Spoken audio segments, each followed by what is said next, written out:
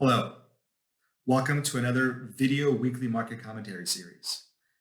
Today, I want to briefly touch on the immense gains we have witnessed in the global equity markets since the March 23rd bear market lows. One of the main messages that our firm has promoted since we actually entered the bear market and now we're out of it is how do you become a proactive bear market investor, right? How do you benefit from the bear market over the long term? And one of the easiest ways to do so um, has been rather to just increase your equity market participation during times when that's the last thing you want to do, right?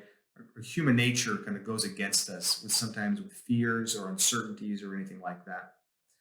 So the idea of becoming a proactive bear market investor was a dominant talking point that we adamantly believed in leading into the bear market here in the early part of the year.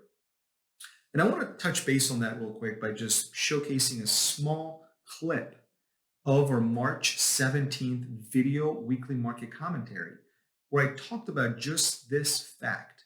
Just take a listen to that for just a few seconds. As a result, the current record pace into bear market territory may have provided a gift for those investors with a 5-year or longer investment horizon. Readjusting the risk level of existing exposure or even liquidating bonds to buy stocks may all be things that an investor should seriously consider and are all things we are actively doing on behalf of our clients. So on that video, the notion of becoming a proactive bear market investor was a strong call to action. And you can find the entire video on the link that is provided on this email. The entire premise here and purpose of this video weekly market commentary is that the chance to become and remain a proactive bear market and bull market investor is really not behind you. The fundamental data that we're seeing in the economic backdrop, the continuing strength in consumer sentiment and overall labor market remains in our favor.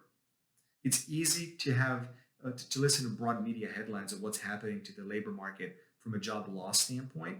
Yet when we break the data down for what is the true impact of that for economic growth, how is that translating into spending? How are companies and corporations translating forward earnings? When we take all that into context, when we gauge how the environment may look 3, 4, or 5 years out, we remain supportive of a equity market participation level that may have the ability to achieve your long-term goals, right?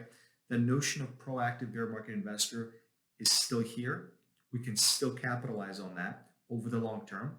That was our call to action in the week prior to the market bottom based on an objective fundamental approach, and we remain committed to that structure for the future. If you have any questions on how this applies to you specifically or your overall investment strategy, you're in our multi-strategy platform, please contact your financial advisor.